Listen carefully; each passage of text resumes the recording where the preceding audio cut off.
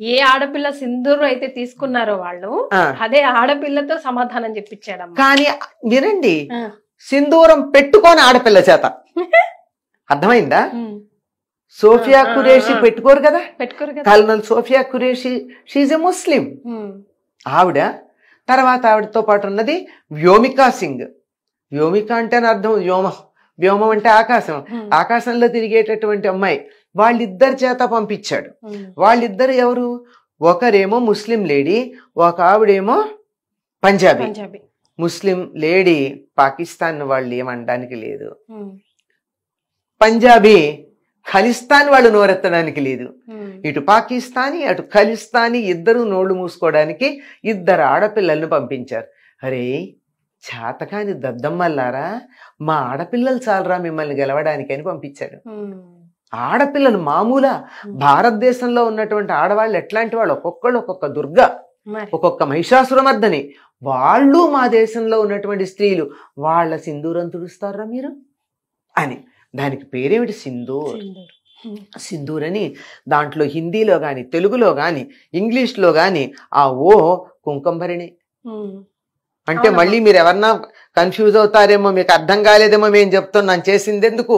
మా ఆడపిల్లల సింధూరం తుడిచేసినందుకు మేము ఊరుకున్నాం. ఏ సోదరుడు ఊరుకుంటాడమ్మా? అక్క చెల్లెళ్లకు కుంకం తుడిచేస్తే ఏ అన్నదమ్ముడు ఊరుకుంటాడు? ఏ తండ్రి సహిస్తాడు? ఏ కొడుకు ఊరుకుంటాడు? ఊరుకోరు కదా. కనుక మేము ఊరుకోము. మా ఆడపిల్లల యొక్క సింధూరం మాకంత పవిత్రమైంది, జాగ్రత్తరా. పైగా ఎక్కడ దెబ్బ కొడితే పౌరుషం రేకెత్తుతుందో అక్కడ కుట్టాడండి ఆ ఉగ్రవాది ఒకడు. నన్ను కూడా చంపేయని ఆవిడ అడిగితే, పో మోడీకి చెప్పుకో అన్నాడు. మోడీకి ఎంత దెబ్బ తగలాలి? ఈ ఆడపిల్లల్ని రక్షించలేడా మోడీ? పిల్లోడికి కూడా అదే సమాధానం చెప్పాడు కదా. అదే కదా, ఆడపిల్లల్ని రక్షించలేడా మోడీ అనేటటువంటి ఒక పౌరుషం రావాలి కదా మరి. అది అంచేత మా దేశంలో స్త్రీల యొక్క మాంథేపే సింధూర్ అని అంటారే, అది ఎంత పవిత్రమైందో తెలుసా? అది గాని మామూలుగా అయినట్టయితే ఐదోతనానికి చిహ్నంగా ఉండే సింధూరం శత్రువుల దగ్గరికి వస్తే అగ్నిలాగా మండిస్తుంది, మిమ్మల్ని మంటల్లో కాల్చేస్తుందని చెప్పడానికి. అది అంతేకాదమ్మా, సింధూరం ఇంకా ఎన్నింటికి సంబలో తెలుసా? పూర్వం యుద్ధానికి వెళ్లే రాజులకి నుదుట తిలకం పెట్టి పంపించేవారు. మా ఆడపిల్లలు వాళ్ళు పెట్టుకోవడం కాదు, మా మగవాళ్ళకు కూడా పెడతారు, జాగ్రత్త. వాళ్ళు ప్రోత్సహిస్తే మేము యుద్ధం చేస్తాం, మీరు బతికుంటారు.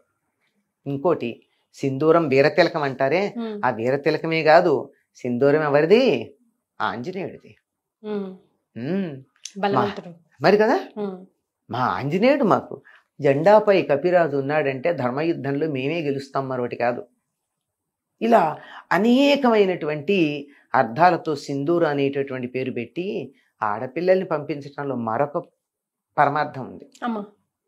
ఈ జిహాదీలందరూ మతం పేరుతో చచ్చిపోవడానికి ఎందుకు సిద్ధంగా ఉంటారు? చచ్చిపోతే ఏమొస్తుంది? వాళ్ళకు ఒకటి వస్తుందని ఆశ. ఏంటదమ్మా? జన్నత్లో 72 వర్జిన్స్ వెయిట్ చేస్తూ ఉంటారు వాళ్ళ కోసం. అవునా? కానీ 2 కండిషన్స్ లో ఉండరు వాళ్ళు. ఒకటి, వాళ్ళ శరీరాన్ని భూస్థాపితం చేయకుండా తగలబెట్టిన, ఆడవాళ్ళ చేతిలో చచ్చిపోయిన. ఎక్కడికెక్కడ ఎక్కడ ఎక్కడ ఎక్కడ ఎందుకు ఎన్ని రకాలుగా నమస్కారాలు చేసినా, ఎంత అసలు ఆ తెలివి గాని, ఆ చాణక్యం గాని, ఆ రాజనీతి అంటారు దీన్ని, పాలిటిక్స్ కాదమ్మా, దానికి సంబంధించి పొలిటికల్ సైన్స్, ఎంత చాణక్య నీతి. ఇంకేముంది? వాళ్ళకేం గతుంది? వీళ్ళ చేతుల్లో చచ్చిపోయినటువంటి ఉగ్రవాదులకి. ఇక్కడ ఎలాగో లేదు, అక్కడ కూడా లేదు, అయిపోయింది కదా. ఈవిడెవరు? సోఫియా ఖురేషి. వాళ్ళ గ్రేట్ గ్రాండ్ మదర్ రాణి లక్ష్మీబాయి సైన్యంలో పనిచేసినటువంటి ఆవిడ. వాళ్ళ దేశభక్తి నరనరాన ఉంది కదా. భారతదేశంలో హిందువులు ఏమిటి, ముస్లింస్ ఏమిటి, ఎవరికైనా దేశభక్తి ఉంది, మతం మాకు సంబంధం లేదు అని ఒక పెద్ద డిక్లరేషన్ అక్కడ. మీరు మతోన్మాదులు, భారతీయులకు మతోన్మాదం లేదు. భారత సైన్యంలో పంజాబీలు ఉన్నారు, ముస్లింస్ ఉన్నారు, క్రిస్టియన్స్ ఉన్నారు, అన్ని మతాల వాళ్ళు ఉన్నారు. కానీ యాక్సెప్టెన్స్ కూడా ఆయన ధైర్యంగా డెసిషన్ తీసుకోవడం. ఆల్రెడీ ఇప్పుడు మతం మీదనే కదమ్మా అందరం కూడా వేడిగా ఉన్నాం, కానీ దానికి విరుద్ధంగానే అబౌవ్ రిలిజియన్. ఆ సంగతి మనం చెప్పుకుంటున్నాం, మనం మర్చిపోతున్నాం ఆ సంగతి. భారతీయులకు ఎప్పుడు కూడా మతం అనేటటువంటి ఇరుకు సంకెళ్లలో లేం. మనకు ధర్మం ఉంది, ధర్మాన్ని పాటిస్తున్నాం. మతం అన్నది లేనే లేదు. మతం అన్నది లేదంటే లేదని కాదు, మతం మనకి బ్యారియర్ కాదు. నేను విష్ణువుని పూజిస్తాను, నువ్వు శివుణ్ణి పూజిస్తావు, ఆ కుర్రాడు అమ్మవారిని పూజిస్తాడు, ఇంకోడు ఆంజనేయుని పూజిస్తాడు, ఇంకోడు బుద్ధుడిని పూజిస్తాడు, ఇంకోడని పూజిస్తాడు, మాకేం అభ్యంతరం లేదు. ఇలా ఎవరికి వాళ్ళు విడివిడిగా దేవతల్ని పూజించుకునే వాళ్ళు వాళ్ళ మతాల ప్రకారం ఉన్నా మనదంతా ఒకటే సనాతన ధర్మం. ఋషులు చెప్పిన పద్ధతిలో జీవిస్తున్నాం, వేదం చెప్పిన పద్ధతిలో జీవిస్తున్నాం. అది పాయింట్, అదే ముఖ్యమైనటువంటి విషయం. కనుక మాది సెక్యులర్ అంటే సెక్యులర్, మా సైన్యం సెక్యులర్, మా దేశం సెక్యులర్, మా చట్టం సెక్యులర్, మా కాన్స్టిట్యూషన్ సెక్యులర్, మేము సెక్యులర్.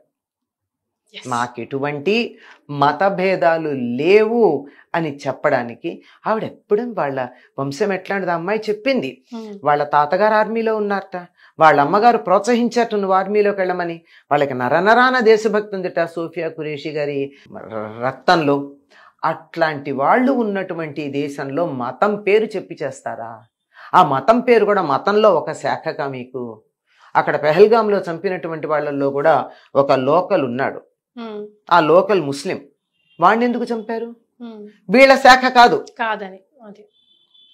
సో ఇంత మూర్ఖంగా, ఇంత ఇరుకు బుద్ధితో, ఇంత ఇరుక్కుపోయి ఇంత కప్పబుర్రలతో ఆలోచించేటటువంటి వాళ్ళకిను అసలు మతం మాకు ఏమీ సంబంధమే లేదు, మనుషులే మాకు ముఖ్యమనేటటువంటి విశాల భావం కలిగినటువంటి భారతీయ భావనకి ఎక్కడన్నా సంబంధం ఉందా?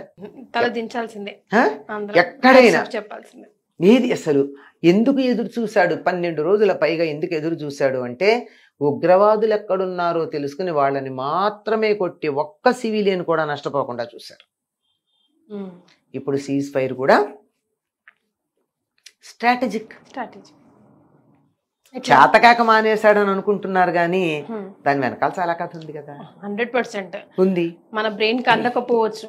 అక్కడ మనమెవరమండి మనం ఆలోచించేది? మనం ఉంటే ఇక్కడ ఎందుకు ఉంటాం? మన తెలివితేటలు ఎక్కువ ఉంటే. అసలు ఫస్ట్ ఆఫ్ ఆల్ చేయాల్సింది ఏమిటంటే ఈ సోషల్ మీడియాలో ప్రభుత్వాన్ని కానీ వీటిని కానీ విమర్శించే పోస్టులు రాకుండా చూడగలిగితే సంతోషం. అంటే ఇప్పుడు ఆ మాట అంటే మీరు కూడా మాట్లాడారు కదా అంటున్నారు. నేను మాట్లాడింది ప్రభుత్వం చేసేటటువంటి పని సమర్థిస్తూ, ప్రభుత్వం నిర్ణయం తీసుకోవడానికి ఎందుకు ఆలోచించిందంటే మనకన్నా మేధావులు కదా, మనకన్నా తెలివితేటలు ఎంత ఉంది. మన తెలివితేటలంతా నాకు ఇక్కడ కూర్చొని డ్రాయింగ్ రూమ్లో మాట్లాడగలను, మహా అయితే స్టూడియోలో కూర్చొని మాట్లాడగలను, లేదా ఫ్రెండ్స్తో చిట్ చాట్ చేయగలను. కానీ యుద్ధరంగానికి వెళ్ళి నేను అక్కడ ఉన్న పరిస్థితిని చూడలేను. తర్వాత మనకున్నటువంటి సైన్యం కానీ, మనకున్నటువంటి అస్త్రాలు కానీ వాటి వివరాలు నాకేం తెలియవు, ఏదెక్కడ వాడాలో తెలియదు. పాకిస్తాన్ దగ్గర ఎవరెవరి అస్త్రాలు ఉన్నాయో తెలియదు, చైనా ఇచ్చినవన్నీ ఉన్నాయి, టర్కీ ఇచ్చినవన్నీ ఉన్నాయి, ఇంకోళ్ళు ఇచ్చినవన్నీ ఉన్నాయి. ఆ లెక్కలన్నీ నాకు తెలియవు కదా. అవన్నీ తెలిసిన వాళ్ళు ఉన్నారు. వాళ్ళు ఒక నిర్ణయం తీసుకుంటే మనం ఈ సమయంలో వాళ్ళు తీసుకునేటటువంటి నిర్ణయాలకి మనం కట్టుబడి ఉండి వాళ్ళకి నైతికంగా బలం ఇస్తే చాలు. అది మనం చేయాల్సినటువంటి పని. అంతేగాని ఇక్కడ కూర్చొని అట్టా చేస్తే బాగుండేది కదా, ఇట్లా చేస్తే బాగుండేది కదా, ఈ కథాలు ముందు నువ్వు కుర్చీలోంచిలే, ఒక అడుగు ముందుకు వేయి, ఒక్క పూట కాఫీ తాగడమో టీ తాగడమో మానేయి, అరగంట ఆలస్యంగా భోజనం చెయ్యి, ఎండలో కాసేపు వెళ్ళి నిలబడు, గడ్డ కట్టే చలిలో 10 నిమిషాలు నిలబడు, అప్పుడు మాట్లాడు. ఇవేమీ లేకుండా ఇక్కడ కూర్చుని ఇష్టం వచ్చినట్టు మాట్లాడడం కాదు. దీని వెనకాల కూడా ఎందుకంటే సీజ్ ఫైర్ అని చెప్పిన తర్వాత కూడా మళ్ళీ కాలు దూకుతున్నారా? ఇది సైనిక చర్య కదా. మనం చేసింది ఆపరేషన్, ఇట్స్ నాట్ వార్. వాళ్ళు చేస్తోంది వార్ చేస్తూ ఉన్నా మనం సమాధానం చెప్తున్నామే కానీ మనం ఒక అంగుళం కూడా ముందుకెళ్ళట్లా. ఎంత జాగ్రత్తగా ఆచి తూచి అడుగు వేస్తూ యావత్ ప్రపంచం మనని తప్పు పట్టే అవకాశం లేకుండా ఉండేటట్టుగా జాగ్రత్త పడుతున్నాం. ప్రతిపక్షాలు కూడా నిర్ద్వంద్వంగా మేము ప్రభుత్వం తీసుకునే నిర్ణయానికి కట్టుబడి ఉంటామని చెప్పారు ప్రతిపక్షాలన్నీ. మన అసదుద్దీన్ ఓవైసీ కూడా జై భారత్ అన్నారు కదా. తప్పదమ్మా, నేను మోడీని సపోర్ట్ చేస్తున్నానని చెప్పారు కదా, అంటే దేశ అవసరం అది. ఎందుకంటే అలా అనడానికి కూడా ఇక్కడ ఎన్నో కారణాలు ఉన్నాయి. ఎన్నన్నా ఉండని అన్నారా, అనేట్టు జరిగిందా లేదా? భారతదేశంలో ఉన్న పాకిస్తానీ సపోర్టర్స్ అందరూ వెళ్ళిపోండి అని చెప్పారా? ఆఖరికి దౌత్యరాయబార కార్యాలయం కూడా మనం క్లోజ్ చేసేసాం కదా. అక్కడి నుంచి మన వాళ్ళు వచ్చేసారు, ఇక్కడి నుంచి ఎవరు వెళ్ళడానికి వీల్లేదు. ఇది భగవంతుడు కూడా అనుకూలించి అనుకోకుండా కూడా ధర్మాన్ని కాపాడాల్సినటువంటి సమయం వచ్చింది గనక పరిస్థితులను అనుకూలంగా తీసుకొచ్చాడేమో అని అనిపిస్తుంది కొన్ని సంఘటనలు చూసిన తర్వాత.